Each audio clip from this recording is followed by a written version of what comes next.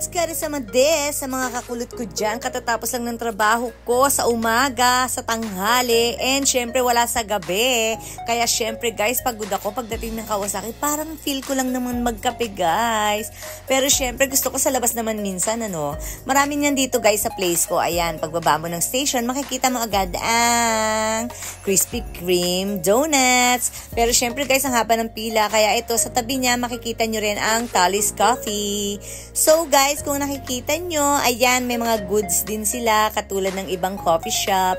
May mga mugs, tumblers, etc. And ayan, meron din sila mga sandwiches, mga spaghetti, at kung anik-anik pa. So ayan, kung nakikita nyo guys, kapag mga blend coffee lang naman ang orderin nyo, 360 to 485 lang naman ang pricing yan. Pero pagka may mga milk na, yung mga ganun, eh syempre, pataas na siya. Katulad din ng price ng Starbucks. So syempre nga, ayan sa second floor, maganda ang view dyan. Pero syempre, no budget ang inyong kakulot. Kaya hindi tayo dyan.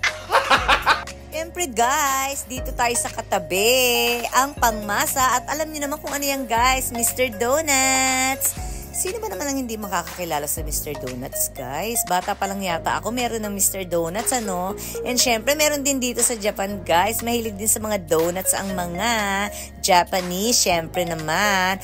Ang first floor nila is yan, puro mga donuts and counter lang. Ayan, nakita nyo guys, so malapit na ang Valentine's, heart. Self-service siya guys, so ayan, mamimili na kayo. And bakit dito ko kayo dinala? Sasabihin ko na syempre, alam nyo ba na drink all you can ang kanilang blend coffee and ang kanilang cafe ule guys. Ayan, tinuturo ni ate kung alin dyan.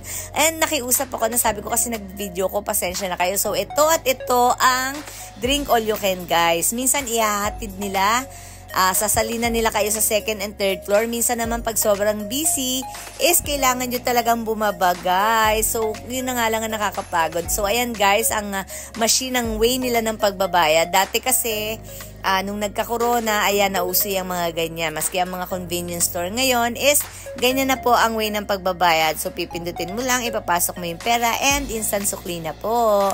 So guys, umakyat ako sa second floor. And yan po ang in-order ko.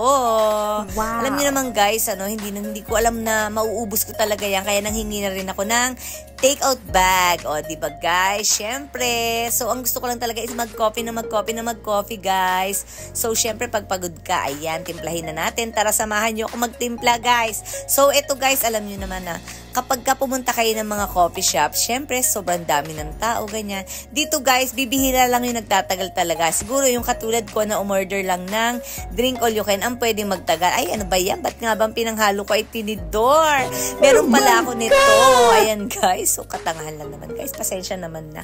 Pagod talaga ako guys. So, syempre. Paano masabi? Actually, para kasi talaga dito sa donuts yan guys. Alam niyo ba yung pakiramdam na ayaw mo talagang gumalaw masyado, ayaw mo gusto mo lang talagang mag-relax. So, ayan, syempre, kinain ko na yan. And actually, yung mga munchkins, inuwi ko yan kasi nga hindi ko na talaga kaya kumain pa ng Ang gusto ko lang talaga is mag-coffee. Nakatatlong tasa siguro ko guys. And alam nyo ba, nasa second floor lang ako, hindi ko na kayang umakyat pa sa third floor.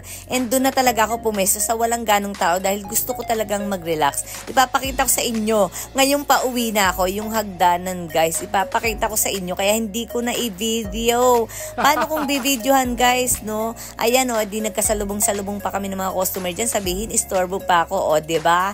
Ayan, umikot pa ako, diba? Matarik siya guys, so hindi pwede. Kasi baka mamaya magkanda tapon-tapon yung kape, so uwi na ako guys. Thank you!